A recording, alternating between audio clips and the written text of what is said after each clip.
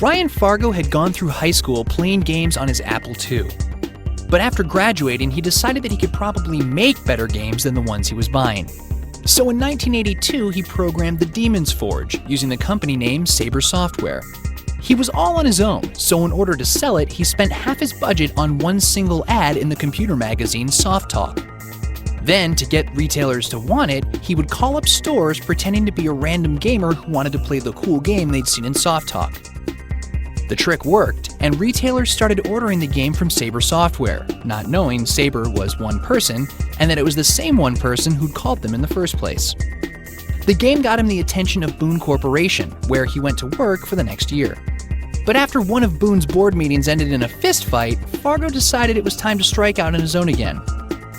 So he gathered together some friends and founded his own company in 1983.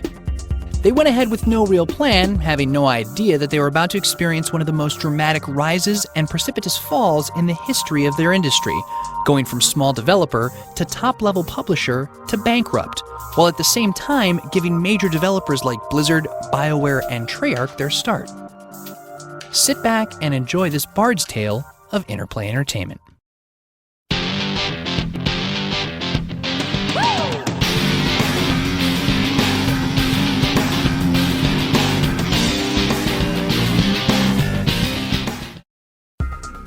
In the early days, Interplay didn't do anything too exciting. They ported already existing games to other platforms and even did some work for a military subcontractor. Finally, they landed a deal with Activision to do some original games. Their first product was Mind Shadow in 1984, an adventure title based loosely on the novel The Bourne Identity by Robert Ludlum. The game, which required players to piece together their forgotten past, was a modest success and was a good start for Interplay as an original developer. And only a year later, Interplay produced its first major hit. Tales of the Unknown Volume 1, The Bard's Tale, was a role-playing game heavily inspired by the Wizardry series, which themselves perfectly utilized the Dungeons & Dragons rule set, albeit without an official license to do so. The Bard's Tale was much more sophisticated, adding in color, sound effects, and music to make the D&D experience that much more immersive.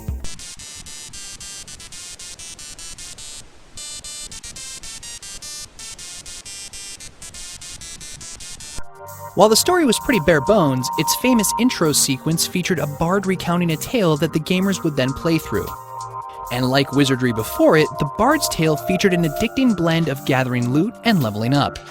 Additionally, the game was expertly marketed by their new publisher, a young upstart called Electronic Arts. When all this was said and done, the Bard's Tale sold 300,000 copies, incredible for 1985. It turned Interplay from a no-name developer into a major industry player. The Tales of the Unknown was always meant to be a series, but the game's success had come with an unexpected problem. Everybody just called it Bard's Tale. Interplay had wanted to follow the game up with the Archmage's Tale and Thief's Tale. But now EA told Interplay that their sequels would have to be known as Bard's Tale 2 and 3, even though that had never been their intention. Still, EA proved it knew what it was doing as the later Bard's Tales games went on to be successes in their own right. Interplay was on a roll now, and like most developers of the late 80s, were putting out several games a year. 1988 saw the third Bard's Tale and Neuromancer, based on the famous cyberpunk novel by William Gibson. But the biggest Interplay game of '88 was Wasteland, a morally ambiguous post-apocalyptic RPG set in the southwestern United States. It was unlike any other game of the time. It featured a gigantic world that the player could explore as he willed, instead of being a linear experience.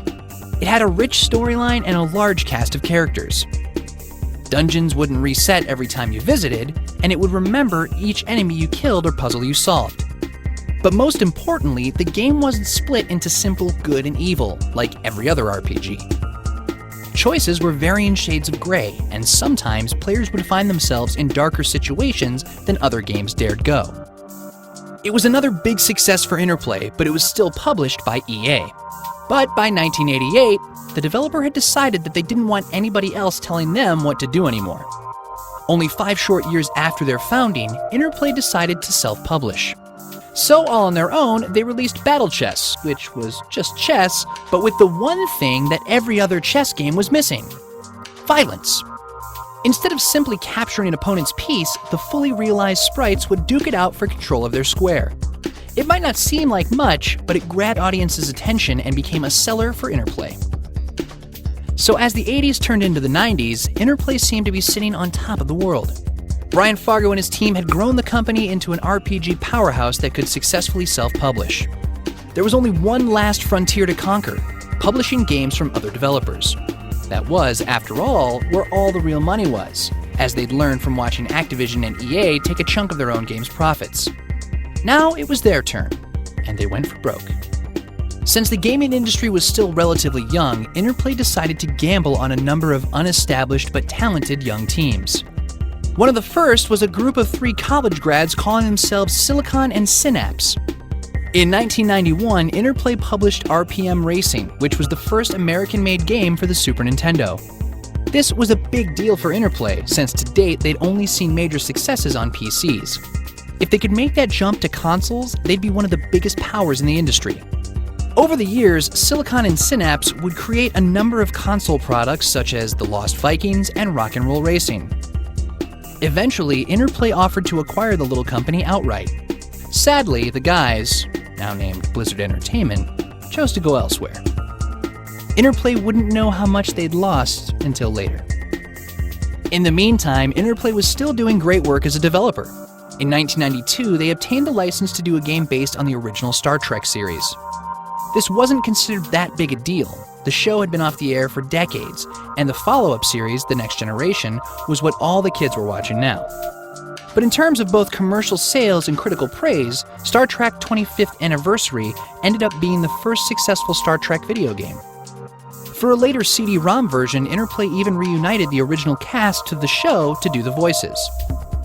Not too bad for a couple of video game nerds. Throughout the 90s, they continued their trend of giving talented young companies their start. In 1995, they published Descent by Parallax Software. Descent was considered a Doom clone at the time, though in fact it was more of a successor to the games that inspired Doom, like Wing Commander. With full 6-axis controls, engaging graphics, and addicting multiplayer, Descent became an underground hit. Parallax later split into Outrage and Volition continued to publish through Interplay for several years. The games of their Free Space series are considered some of the finest space sims ever produced. Then in 1996, Interplay published a pair of mech games that never really caught on. Max was produced internally as the company's first entry into the strategy genre. This genre had suddenly become popular after the release of Westwood Studios' Command & Conquer. Max was similar in many ways, except that it was turn-based instead of real-time. That said, it garnered very positive reviews, with many critics stating that Max was actually better than Command & Conquer. Unfortunately, gamers didn't feel the same way, and the product didn't sell very well. That same year, Interplay released the mech combat game Shattered Steel, but it, too, never really got off the ground. Maybe that's not so surprising, since it was the first game from a couple of med students with no background in entertainment. Nevertheless, Interplay stayed on good terms with the guys who called themselves BioWare. Little did they know, this group of doctors in Canada would end up being their most important relationship. But in 1997, Interplay had their sights on another company that they hoped would push them into the top echelon of publishers. Shiny Entertainment had attained global success with their Earthworm Jim games, which had spun off into toys, t-shirts, and a Saturday morning cartoon show. They were currently at work on their next franchise, MDK, and the hype behind it was at fever pitch. It was a surefire hit if there ever was one. So Interplay didn't just sign the publishing rights, they bought the whole company. So after years of buzz and massive press attention, MDK finally released, to only middling sales. While it wasn't a flop, it was a disappointment. Later, Interplay would once again try to dominate the console space with Shiny's Wild 9, but this game, again, disappointed. So it seemed that Interplay was consigned to the PC, even though more and more dollars were moving away from that platform and towards consoles. But even amidst the bad news, Interplay still had a few titles to write home about. Carmageddon from Stainless Games was a wild racing game that threw acceptability to the wind. Players gained points for running over pedestrians and destroying enemy cars, and featured a loose interpretation of the laws of physics. But gamers loved it. 1997 had one other major game of note, a throwback to their old Wasteland series. EA still held the rights to that franchise, so Interplay built a new one from the ground up. The result was Fallout. Like Wasteland, it was a post-apocalyptic RPG that eschewed traditional morality. Once again, the player was faced with some grim decisions with no upside, but with a sense of arid, dry humor that somehow made it all hysterical. The art design was a throwback to 1950s pulp fiction, with robots, ray guns, and cathode ray tubes.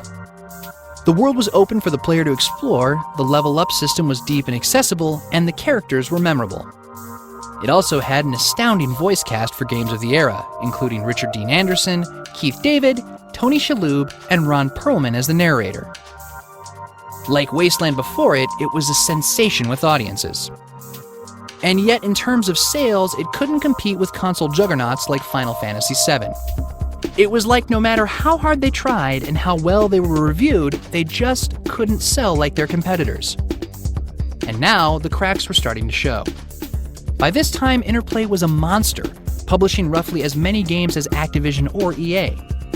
That's an extremely expensive business, but Interplay lacked the sales to justify it. Successful PC games just weren't matching successful console games in terms of revenue. If Interplay couldn't find a console hit soon, or at least get more games to turn a profit, they'd be in serious trouble. They had no idea how bad it was about to get.